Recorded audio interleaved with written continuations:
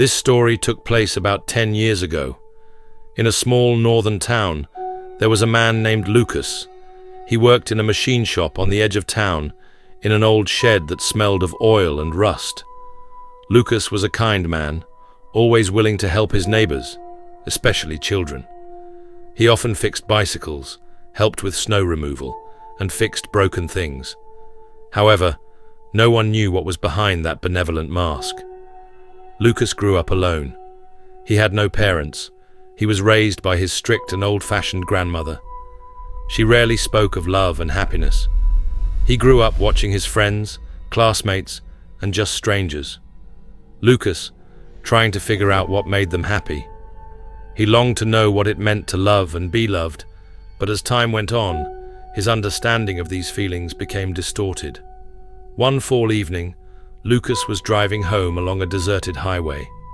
The headlights of his old pickup truck illuminated the lone figure of a girl walking along the highway. It was a local girl named Emily. She was on her way home from a meeting with her friends. Lucas stopped and offered her a ride. She smiled and got into the car. At that moment, something inside him snapped, broke, awakening dark desires. He didn't take her home. Instead, he headed to the auto repair shop. Emily started to worry, but Lucas remained calm. He assured her that everything was fine, that he needed to stop by the repair shop and pick up a car part. When the car stopped, outside the repair shop, Lucas attacked her. He punched Emily several times, tied her up, and chained her to the wall of the hangar with a massive chain. Her screams dissolved into the cold night. From that moment on, she became his toy. He played with her every day, and those games were brutal. He deprived her of water, food, tested her strength, enjoying her fear. She tried to escape, but to no avail. Lucas was always one step ahead. 5 days passed. Emily couldn't fight anymore. Her body weakened, her breathing became intermittent, and her eyes became empty. One day, entering the hangar, Lucas saw her lifeless body. He leaned over her, exhaled, and muttered, "The toy broke."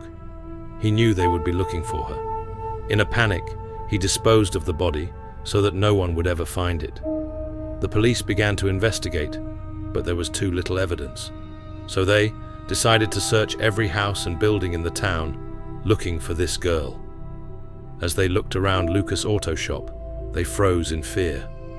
On the wall of the hangar, written in blood, was an eerie message: "Broken toys are trash."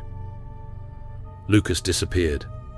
He left town that same night, changing his name and hitting the road.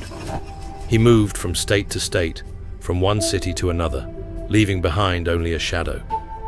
He learned to be inconspicuous, to hide in plain sight, becoming a good neighbor again, always ready to help. You have no idea who might be hiding behind a good neighbor, who's always there for you and your family. And no one knows where Lucas is right now. Maybe he lives in your state, in your town, in your neighborhood.